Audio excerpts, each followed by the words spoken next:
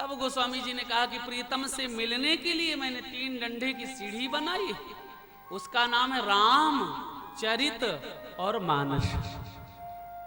3 डंडे की सीढ़ी, राम, चरित, मानस। मानस मलिन है, चरित्र दूषित है, तो राम दर्शन कैसे हो बताओ। जिसका मानस मलिन है, चरित्र दूषित है, तो राम दर्शन कैसे हो। गोस्वामी जी ने कहा रामचरित मानस मैंने नाम रखा है।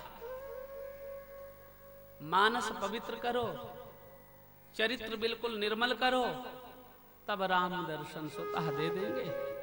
इस तरीके से रामचरित मानस का निर्माण करते हुए पूज्यपाद गोस्वामी जी ने संक्षिप्त में श्री राम कथा को कहते हुए विश्राम दिया। अब हम जिस कथा के लिए उत्साहित हैं, हम जिस कथा के लिए बैठे हैं, नंद महोत्सव की तैयारी में चले। बोलो वृंदावन बिहारी लाल की जय। जय जय श्री राम। भगवान सूरवंश में आकर के अपने पूर्वजों का उद्धार करते हैं। वही राम जब कृष्ण बन करके इस धराधाम पर आए, तो मेरे राम जब कृष्ण बने तो चंद्र वंश में अवतार लिए। क्योंकि जिस सूरवंश में मेरे गोविंद ने अवतरण लिया, तो चंद्रमा पीछे था, सूर्य मास दिवस, एक दिन, एक महीने का एक दिन बना, तो चंद्रमा सूर्य से कहे थोड़ा आगे बढ़ो ना, हमें भी प्रीतम का दर्शन, मुझे भी राम जी का दर्शन करने दो। चंद्रमा से सूर्य ने कहा सुनो, हमारे वंश में आए, हम अभी अपनी इच्छा अनुसार आगे जाएंगे। तब चंद्रमा रोने लगा। तो भगवान बोले भाई मेरे जन्म में सब खुश हैं, तू क्यों रो रहा है। बोले प्रभु एक तो सूर्य वंश में जन्म लिए, और दूसरी बात इस मर्म को कोई जानता नहीं, केवल हम और आप जान रहे हैं, ये सूर्य आगे बढ़ नहीं रहा। भगवान बोले चिंता मत करो, नाम मेरा राम पड़ेगा, मैं सूर्य वंश में जन्म जरूर लिया हूं, लेकिन अपने नाम के आगे चंद्र लगाऊंगा। तो भगवान का नाम पड़ा श्री राम चंद्र। भगवान ने अपने नाम के आगे चंद्र का नाम जोड़ दिया। चंद्रमा तब भी नहीं प्रसन्न हुआ। तब मेरे गोविंद ने कहा कि जब मैं अवतार लेकर के आऊंगा तो तेरे वंश में अवतार लूंगा। तो आज मेरे गोविंद ने चंद्र वंश में अवतरण लिया। भगवान श्री नारायण के पुत्र हैं अत्रि ऋषि, ब्रह्मा ऋषि। भगवान नारायण के पुत्र ब्रह्मा, ब्रह्मा जी के पुत्र हुए अत्रि ऋषि, और अत्रि ऋषि के ही संतान हैं श्रीमान चंद्रमा, जहां से चंद्रवंश आरंभ होता है।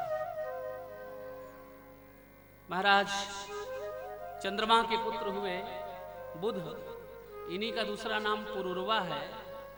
पुरुरवा हुए बुध, बुध के पुत्र पुरुरवा, पुरुरवा के वंश में आगे चल करके 6 पुत्रों ने जन्म लिया। आयु, सुतायु, सत्तायु, रय, जय और विजय, इन 6 पुत्रों ने जन्म लिया। इसी वंश में आगे चल करके राजा गाधी हुए, गाधी तनय, जिनके पुत्र परशुराम हुए।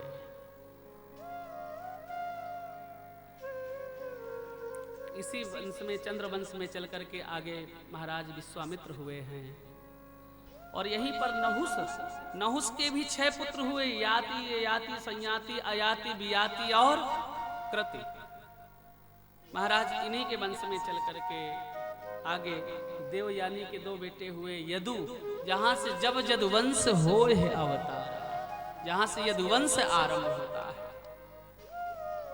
यदुम चातर्वशुम चैवो देवयानी व्यजायत, जहां से यदुवंश आरंभ हुआ, जिस यदुवंश में मेरे गोविंद ने प्रकट होकर के लीला करी कि जब जब जब यदुवंश हो ही अवतारा, जब यदुवंश में भगवान का अवतरण होगा तब समझ लेना कि उस समय द्वापर का अंत होगा। भगवान इस धराधाम पर पधारे। आगे चल करके इसी वंश में महाराज, आगे चल करके इसी वंश में रंतिदेव नाम के एक प्रतापी राजा हुए, जिन्होंने इतना दान किया कि भगवान स्वयं परीक्षा लेने आए, और भगवान परीक्षा लेते लेते प्रसन्न हो गए राजा रंतिदेव पर, कृपा करिए। इसी चंद्रवंश में आगे चल करके वंश परंपरागत अर्जन और परजन नाम के दो बालक हुए। एक पत्नी अर्जन और परजन हुए, जिनमें से सूरसेन नाम के पुत्र हुए। सूरसेन जो वसुदेव जी के पिता हैं, जहां से कुरु वंश आरंभ होता है। इसी वंश में आगे चल करके सूरसेन हुए, जहां से वसुदेव जी का जन्म हुआ। वृष्टि वंश भी यहीं से आरंभ होता है, कुरु वंश भी यहीं से आरंभ होता है। वसुदेव जी की 7 पत्नियां थी। देवकी तो सबसे छोटी पत्नी थी। पौरवी, रोहिणी, भद्रा, मदिरा, लोचना, ईला, 6 पत्नियों के नाम यहां दिए। देवकी प्रमुखा आसन पत्य आनक दुंदुभे, सबसे छोटी पत्नी जिनका नाम देवकी है।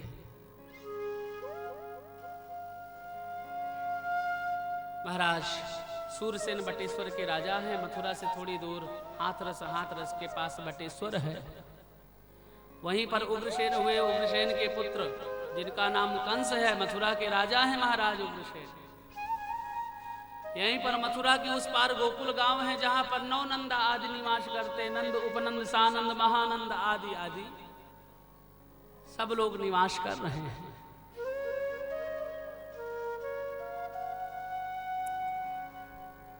भगवान श्री चंद्रवंश पर अवतार लेते हुए मथुरा में प्रकट हुए, गोकुल में लीला करी। मथुरा में पुनः आकर के कंस का संहार किया। द्वारिका पधारे। द्वारिका में जाकर के 125 वर्ष लगभग पूरी धराधाम पर रहते हुए भगवान अपने धाम पधारे। परीक्षित, हमने आपको श्री कृष्ण कथा कही बड़े विस्तार से। अब आप भूखे होंगे, प्यासे होंगे। 4 दिन हो गए कथा कहते कहते, और 4 दिन हो गए कथा सुनते सुनते। हम आपको थोड़ी सी छूट देते हैं, आप कुछ नाश्ता पानी कर लो। परीक्षित बोले, गुरुदेव, कृष्ण नाम रस का पान मैं कर रहा हूं, मेरी भूख भी समाप्त, प्यास भी मुझे नहीं लग रही। आप मेरे इष्ट के वंश को विस्तार से कहिए गुरुदेव। तब श्री सुखदेव जी महाराज ने चंद्रवंश को, यानी प्रभु के अवतरण की विस्तार से कथा कही कि वसुदेव ग्रहे साक्षात भगवान पुरुषः परः। साक्षात वसुदेव के गर्भ घर में जाकर के भगवान स्वयं नारायण, भगवान पुरुष, यज्ञ पुरुष भगवान देवकी के गर्भ से जन्म लेते हैं।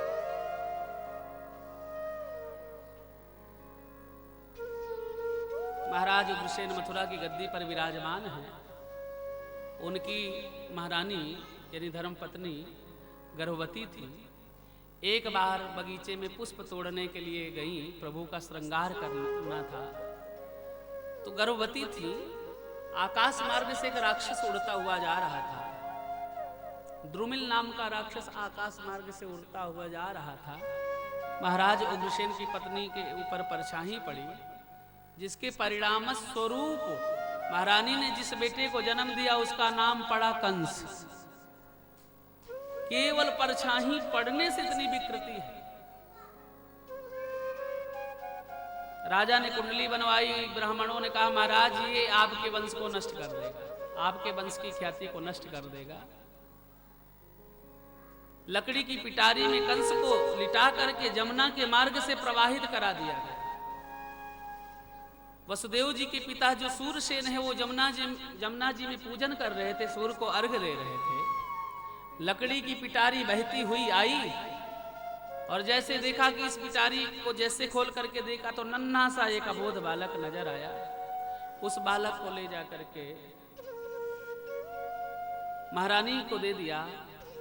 अरे देवी, हमारे घर में भगवान ने एक पुत्र को जन्म दिया, ईश्वर ने आज हमें दूसरा भी बेटा दे दिया। वसुदेव और कंस एक ही घर पर दोनों पल रहे।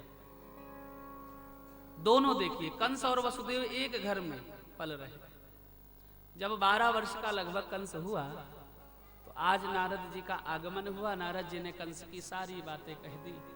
अरे कंस, तू इनका बेटा नहीं है, सूरसेन का बेटा नहीं है, तेरे पिता तो चक्रवर्ती सम्राट मथुरा के राजा है। तो कंस ने कहा गुरुदेव फिर मैं यहां कैसे आ गया? अरे बोले ये जितने तिलक लगाने वाले पंडित जी लोग हैं ना, ये चुटिया वाले पंडित, इन्होंने कुंडली बना करके ऐसा लिख दिया था कि ये बालक इस वंश की ख्याति को नष्ट कर देगा, इसलिए लकड़ी की पिटारी में बना करके तुम्हारे पिता ने तुमको जमुना में फेंक दिया। ओ, इन पंडितों का सब गड़बड़ काम है। कंस शक्तिशाली था, बचपन में ही भगवान शिव की साधना करी, शिव भगवान प्रसन्न हुए कंस से, एक धनुष दिया। अरे कंस, ये धनुष मैं तुझे आशीर्वाद में देता हूं, और जो ये धनुष तोड़ेगा वो तुझे छोड़ेगा नहीं। इसलिए धनुष की रक्षा कंस शुरू से करता रहा।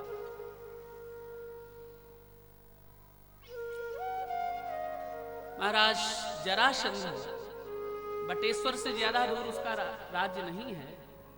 एक दिन उसके यहां पर उन्मत्त बैल, यानी जिसको हम लोग सांड कह सकते हैं, छूट गए। महाराज कंस ने उनका भेदन करके जरासंध से कहा महाराज संभालो अपनी अमानत, दोबारा हमारे यहां ना आए। उसके पौरुष परिश्रम के अनुसार जरासंध ने अपनी दोनों बेटियों का विवाह कंस के साथ कर दिया। कहना पड़ेगा भाई राधे राधे राधे। कंस का विवाह हुआ। कंस की दो पत्नी अस्ति प्राप्ति कंसस्य, अस्ति और प्राप्ति नाम की दो पत्नियां हैं कंस की। अपने शक्ति के प्रभाव से पूतना को कंट्रोल किया।